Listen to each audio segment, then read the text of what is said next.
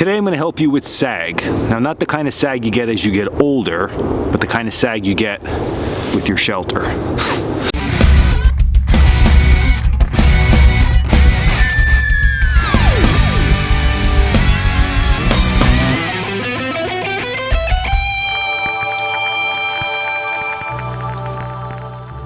What's up, guys? Dan here, Coalcracker. Those jokes at the beginning are getting just worse and worse over the years, but they're going to just keep coming because that's how we always roll it out here on the Coalcracker channel. Now on today's video, sag. When setting up a tarp style shelter, it doesn't matter if it's lightweight material or heavier weight material. As the tarp gets bigger, I'm going to say 7x7, 8x8, up 12x12, what's going to happen is gravity's going to take over. So if you look at this shelter, it looks a little bit sickly right now because the center section right in this area is drooped down, and that is just part of using a tarp shelter. That is going to happen. So to combat that, we need to use a secondary tie out in the back, and that is going to gain loft on the inside of the shelter. If you leave the shelter like this, yeah, it's going to work. But the problem is during adverse weather, any type of precipitation, you're going to get a buildup on there, and then over time what's going to happen is you're going to wake up and that shelter is just going to be on top of you with rain or snow building up there. So we want to eliminate that. So I'm going to show you the first way we generally do that, and then I'm going to also show you a really good hack to change it up a little bit and create even more space on the inside and more stability for them extreme adverse weather conditions. So generally you would prep your center tie out before you would stake out your shelter, just so you'd have to crawl on top of your shelter like I am. But you know, YouTube magic here, if we have to adjust, we will.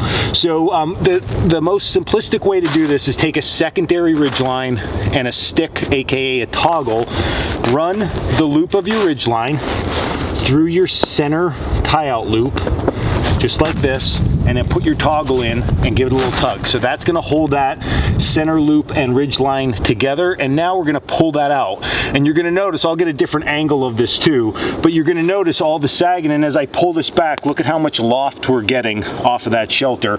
It's also removing the belly here, so it's starting to create a shape that if it would rain or snow, it's going to shed off in the correct directions. All right, so again, looking at the shelter from a different angle, you can see we have that belly in the shelter, not ideal, but as I pull this center tie out like this, I'm creating now loft and a proper way for that water to be removed from the top. So what we would do here, again, there's a ton of different stuff. I generally tell people, just put a trucker's hitch back here, so a tensioning knot. You could pull this tight like that, tighten this down, tie it off. If I can do that while I talk, tie a knot and talk at the same time. And there you go, we created a ton of loft here and a very stable shelter setup. All right, so this is good. This is gonna be generally the preferred method. This is what you're gonna do the majority of the time. It's simple and it's fast. But what we are losing when we do that is we're creating somewhat of a peak. So we still have some low spots.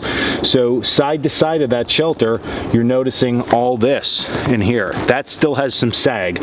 Now in adverse weather again, rain, this isn't gonna hurt anything having this sloped angle here, but we can also pull this up if it is a really rainy weekend or rainy week and we're out, to create more room. Even though it's only a little bit of headroom, a little bit might go a long way. So we can fix this by grabbing a stick.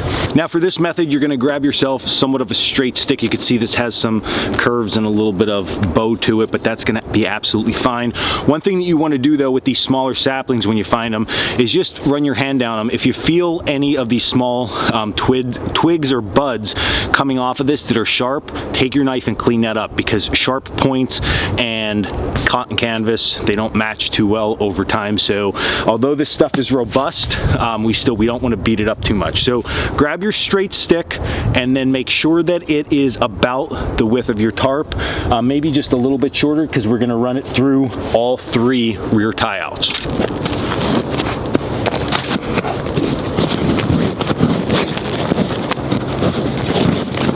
Now while we're back here, quick pro tip. The center seam on your sewn tarp, okay? You're gonna have a smooth side, and then you're gonna have a rolled edge. That's just how we have to sew that. So if you point the rolled edge down, the water is going to taper over that.